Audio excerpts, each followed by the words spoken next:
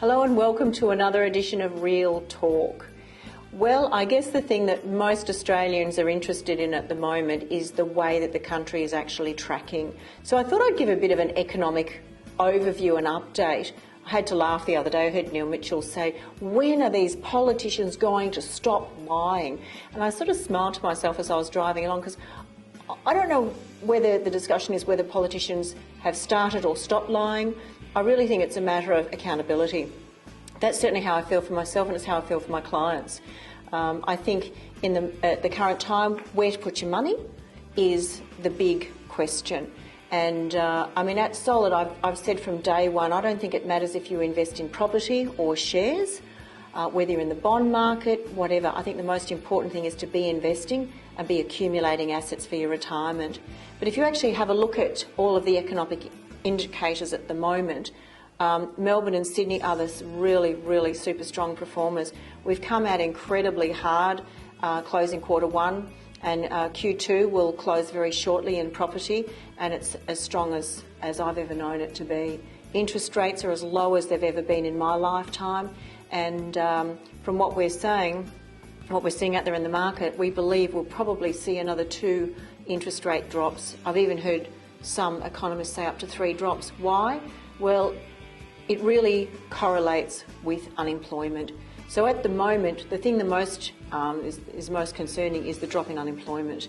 If we see now employment stabilising, we'll actually see our interest rate stabilising, and I think that's the real thing to watch from now on. So in terms of the short term, I'd be watching very closely on employment. Medium term, I can't see the property market actually grinding to a halt. In fact, I think it will tick along nicely.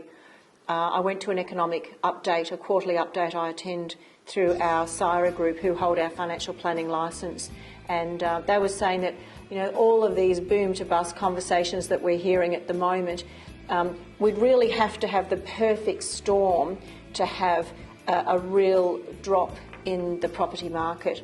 In fact, he went so far as to rate it as a likely 10%. So if you turn that on its head, 90% unlikely. So that's the way I certainly prefer to look at it. Yes, world and economically, there's major impacts. The stock market, this is the thing I found most interesting, is that we all talk about investing in blue chip stocks, but actually it's the blue chips that have let us down the most. Because if you look at the blue chips, they're traditionally mining, banks, some of the big Woolworths, people like that. They're all under pressure. They're all having a reorganisation of some sort. Iron ore prices are down to an all-time low, and in fact we have an oversupply of iron ore. Coal, well, who wants to be pumping coal into our atmosphere for too much longer? There's so many other energy sources available these days. So if you actually look at the banks, the Telstras, the Woolworths, everyone's got their challenges, although Telstra is actually doing quite well. You know, if you look at Melbourne and Sydney prices, they're the ones that are really driving the Australian property graphs. But if you actually segment it to state by state, there's some real underperformers there, being Brisbane, South Australia, Perth.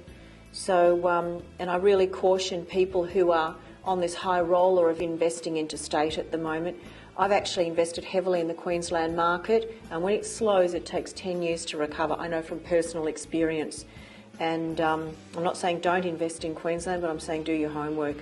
It really bothers me when people go for a holiday and a free seminar and come home with an overpriced property that takes 10 years to recover.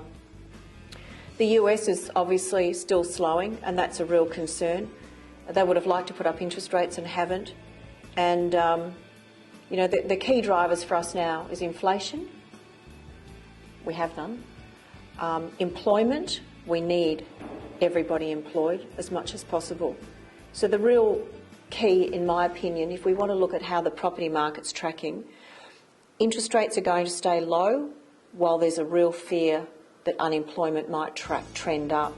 Watch the trends. I've actually been saying this for years. Those of you who've known me for a long time, I spent 23 years in executive recruitment, and there was always a correlation between employment, unemployment, interest rates and the economy. So I think if we look at worldwide, Australia's still tracking really, really well. Obviously, resources are down. Blue chips are under fire. Ironically, those that are running an international share portfolio have done better. Cash rates are at an all-time low. Sorry about that. And I guess at the end of the day, the real summaries are, there's a lot of talk about the housing market. I think, well, we've got the population, 1,800 people coming to Melbourne every week. I just cannot believe the absolute distress a lot of my homeowners are in trying to sell their home and buy another. And I've never had such a problematic time of dealing with residential agents. There's an arrogance out there I've never seen before. And, I think it's really tricky. Cash rates are so low, you need to put your money somewhere. Bond yields are on a decline, which is interesting because 18 months ago they were at an all-time high. And I think we really need to balance our share portfolios.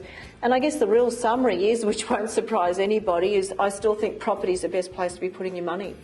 I'm still buying. I'm settling on another property in 6 weeks' time. I'm considering buying a townhouse at the moment in the northern suburbs. So there's a lot of, I think there's still a lot of growth to go in the market. And I really encourage people that are struggling, go to pockets that are underperforming. Glenroy is still underperforming. It's close to the ring road. It's not that far. Yes, okay, it's not the most glamorous suburb, but, if you look at some of the outer lying areas, draw rings around access to freeways, draw rings around amenity and start to look for pockets that are underperforming. It's so easy to benchmark performance with, all of the investor tabs and property trends on realestate.com. So easy to go and actually see where properties have come from, where they are today, and it helps you look at likely future trending. It's all about amenity, it's all about public transport, it's all about easy access to freeways. I'll leave it at that. Thank you so much for listening.